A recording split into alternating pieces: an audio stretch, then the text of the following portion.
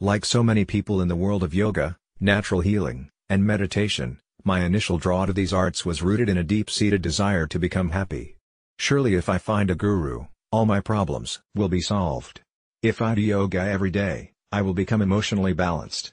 If I eat right, everything else will fall into place. These are all routes I've traveled down with varying degrees of success. While the aforementioned activities have been wonderful for my overall health, it often felt like the results were short-lived. I would go to a yoga class, feel great. I was beyond frustrated and didn't know what to do to create the emotional peace I was so desperately seeking. The truth is that I was falling back into physical and mental patterns without even realizing it, and one activity alone was not enough to change this. Then one day, it happened. I finally pieced together the 4 keys to long-lasting happiness and mastery over our emotional state. Our happiness need not be a prisoner to the circumstances that life is offering and should be ushered back into the realms of our control and responsibility. Stat. Nothing is more frustrating than feeling hopeless about our negative emotional patterns, and that's why I'm sharing these concepts, because we all deserve to shine. Please note, these tips are not magical pills we can take to solve all our problems. They are tools that serve to guide us on the path to getting and staying awesome, healthy, and happy, if we so choose. The power is in our hands. So here they are, the 4 keys to releasing our SHT emotional patterns. Prakriti Perception Posture Progress 1. Prakriti is a Sanskrit word used to describe your constitution at birth.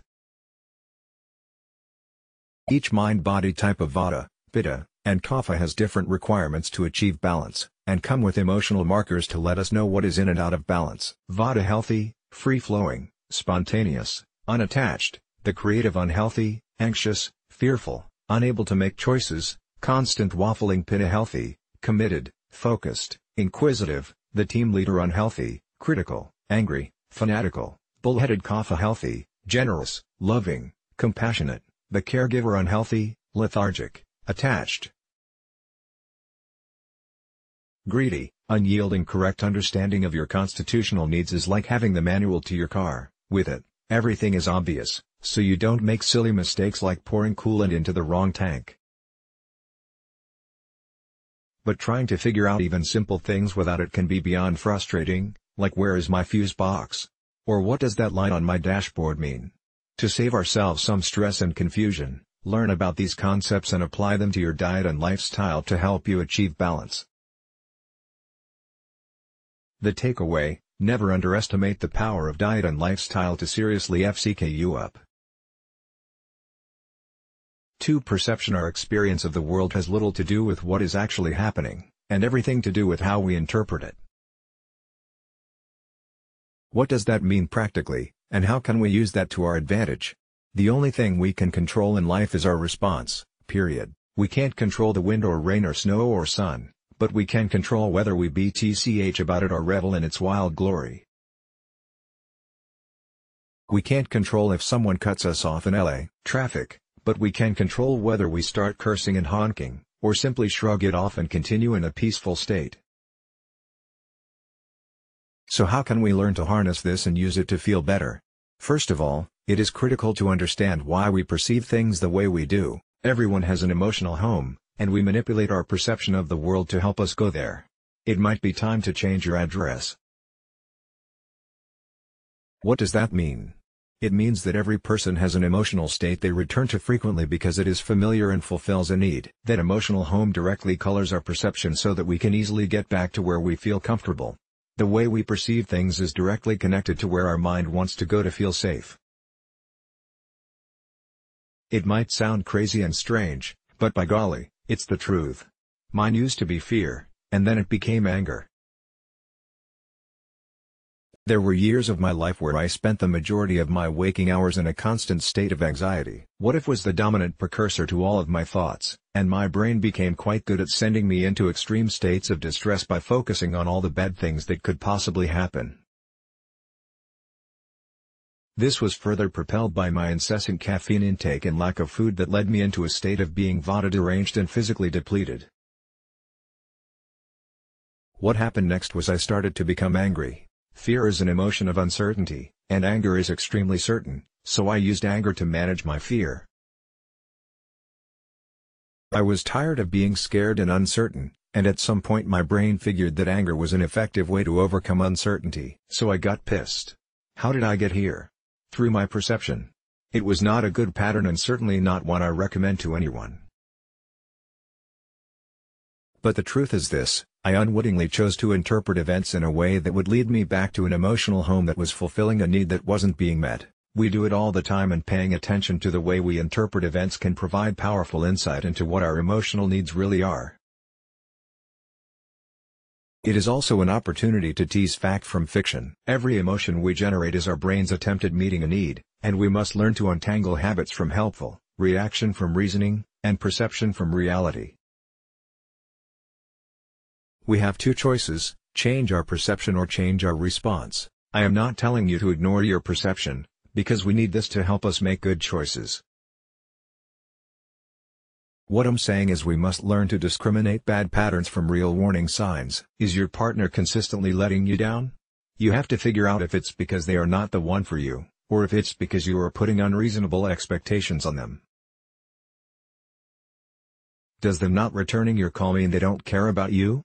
Or does it mean that they are stressed out because their workload is overwhelming? That is for you to determine and decide, and understanding how your perception colors your judgment is a powerful tool for making decisions from a place of clarity rather than confusion. 3. Posture. Can I let you in on a secret? Posture plays a tremendous role in how we feel.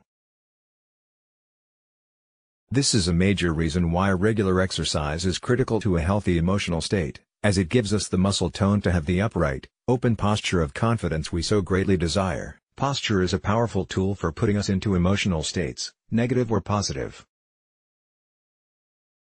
Here's what I mean: if I asked you to mimic a depressed person, what would you do? Slump your shoulders. Angry person? Wide eyes, tense jaw, open chest, clenched fists. Happy person? Smiling face, relaxed shoulders, receptive posture. Do we smile because we are happy, or are we happy because we smile? While this might feel like a chicken/egg question, research has shown that we can trigger emotional states through actions like smiling or frowning. If you find yourself struggling with repeated emotional patterning, it's likely you are struggling with physical patterning as well. Our posture is intimately connected to our emotional state, and that's awesome. Why?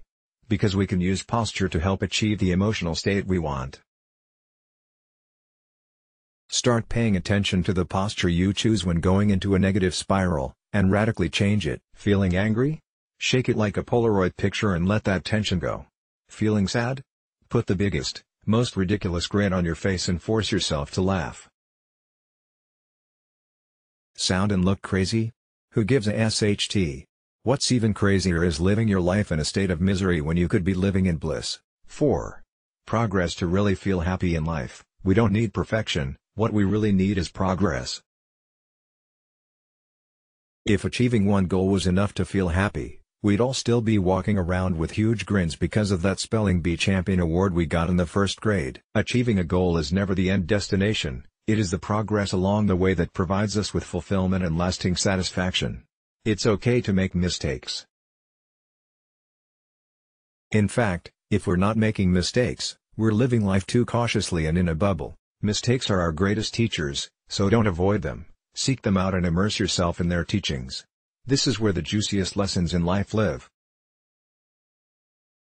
Slumps and dumps come from feeling stagnant and less so from being wrong. So set some goals, learn something new, and keep going. Kimosabe.